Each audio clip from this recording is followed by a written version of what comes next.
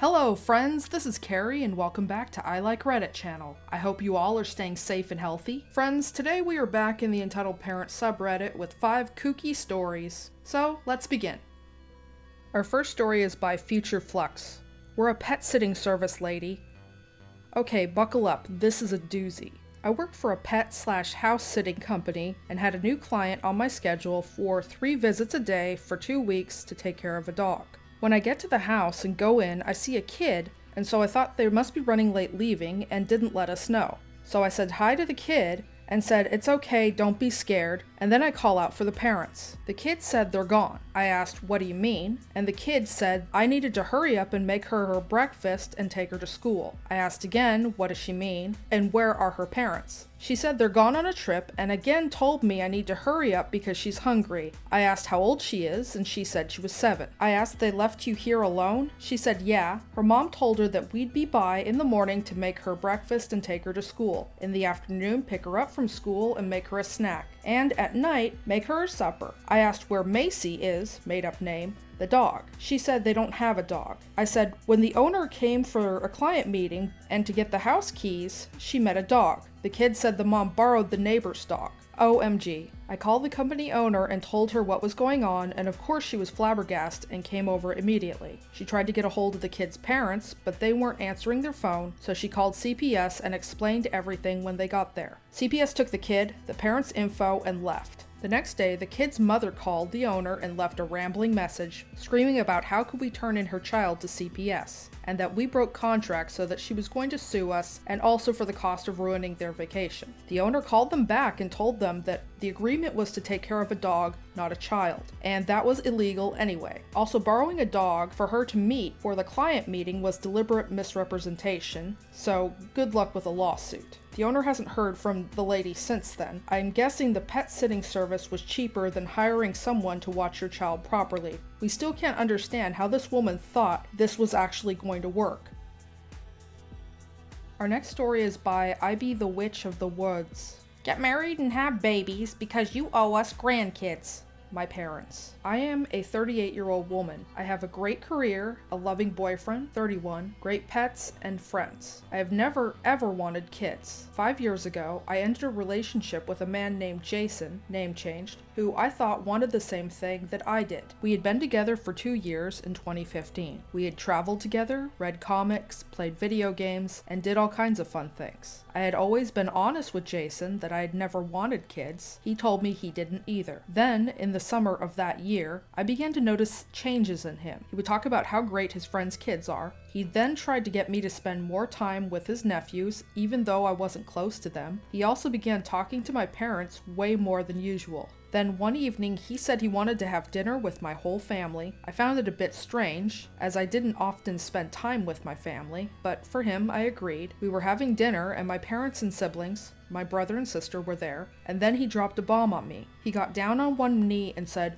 "I love you. I want you to be the mother of my children." What the actual hell? Was the first thing that came out of my mouth. We hadn't talked about getting married, much less kids. I never wanted kids, and wasn't ready for marriage. I took him into another room and asked him what the hell he thought he was doing. He dropped another bomb on me and told me that he was talking to my parents about us getting married and starting a family. Let that sink in. He talked to my parents, not me, about our future. He said that he asked my dad's permission. My dad's permission before he asked for my consent? I was furious. All this was obviously meant to pressure me into saying yes. My mother, being nosy, walked right into the room where we were in and asked what was wrong and why I had not said yes. I told her and the whole family that they needed to leave. When they left, I tore Jason a new one. I asked him how dare he assume that I was going to marry and have kids with him when I made it quite clear I did not want any of those things. He told me that he was hoping that I would grow up and want something meaningful. He had the gall to act like I was the bad person in all of this. I threw him out the following day and ended our relationship for good. My parents were furious. My mom mom cried about how she had been looking forward to getting grandkids from me and how I had let her down. My siblings too told me that I had made a huge mistake by letting such a nice guy go. My dad actually told me to apologize to him. Their behavior told me that my desires and consent didn't matter one bit to them. They just wanted me to follow the same life script that they did. Until today, I haven't forgiven them, mostly because they think that they and my ex were right. My current boyfriend and I have been together for 3 years. He and I share the same passions, and he has had a vasectomy, so I feel much more secure when I say that he doesn't want kids. My parents and siblings are no longer a part of my life. I hardly ever call them or see them, and I'm happier for it. I never spoke to Jason again, though he did try and reach out to me. He maintained contact with my parents for some time, hoping that they'd force me to change my mind. I still believe that what he did was scummy, to say the least, but I bear him no ill will and hope he's happy.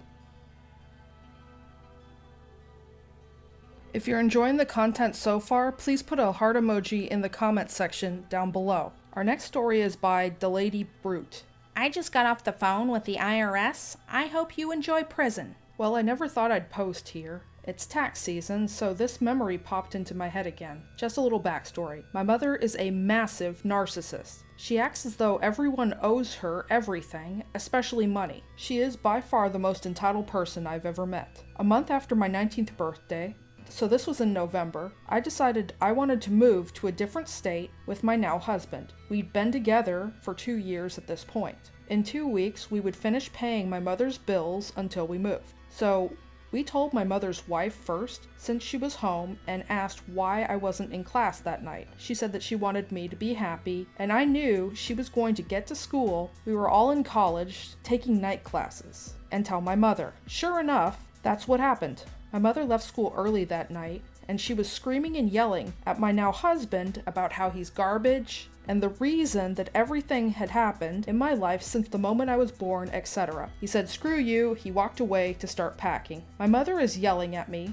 because I didn't defend her. I didn't say anything at all, and she was furious. She told her wife she didn't want us there anymore, and her wife says, "Then kick him out." So she does just that. I told her we didn't have any money or any place to go until payday. She said she didn't care. January rolls around, and she's being super nice, asking how I'm doing, saying she misses me, etc. I thought it was a little sketchy, but my big heart wanted to give her a chance. Day 2 of her talking to me again, she says, "When you get your W-2, take a picture of it so that I can do your taxes for you." I think nothing of it because she had done my taxes since I was 16. Well, I get them early and my husband's uncle shows me how to file my own taxes. I do it correctly, so I don't have to rely or wait on anyone to do it. She finds out come February 1st that I've already filed them, and this sent her into a rage. EM. Did you get your W-2 yet? Me, trying to keep it brief. Yes, I already filed my taxes. EM. You did what? Me, confused. Yeah, my husband's uncle showed me how to do it properly, so I don't have to wait on anyone to do it for me anymore. EM. Did you put that anyone can claim you as a dependent? Me, getting a bit nervous. No, the website I used asked me questions and I answered them correctly, which is how I know I couldn't be claimed.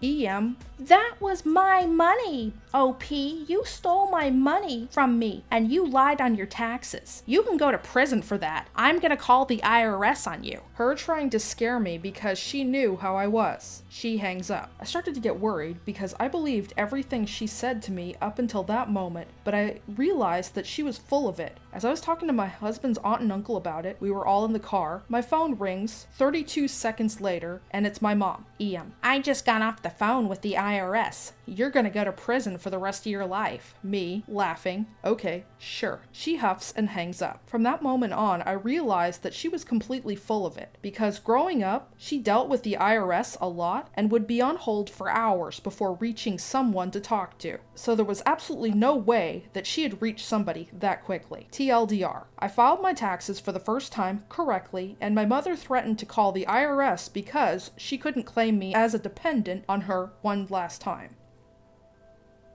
Our next story is by Green Sugar Zero. Entitled parents won't wear a mask and they are escorted off the plane. Cast: me, myself. EM, entitled mom. ED, entitled dad. ES, their teen. He wasn't entitled, just looked embarrassed. FA, flight attendant. So I had to fly back home for my aunt's funeral. I was sitting in first class across from the entitled mother and the entitled dad. The entitled son was sitting behind them. Now I mentioned sitting in first class because we were sitting in the front row and the flight attendants were in plain sight of us the whole time. So basically it was really stupid of them to pull down their mask because they'd get caught instantly. It's also stupid because of obvious reasons, being that there's a pandemic going on. So the flight gets going and the entitled dad and the entitled mom take off their masks about 15 minutes into the flight. The flight attendant comes around and here's what goes down. Flight attendant: "Hey guys, I need you to wear your mask throughout the flight unless you're eating." Entitled dad: "Well, we're talking." Flight attendant: "You can talk with them up." EM: I can't hear with them up. Also, you interrupted us. Flight attendant: "Ma'am, we are taking this very seriously." Gets cut off by entitled dad. ED yells: "We know what we're doing." Makes no sense, I know.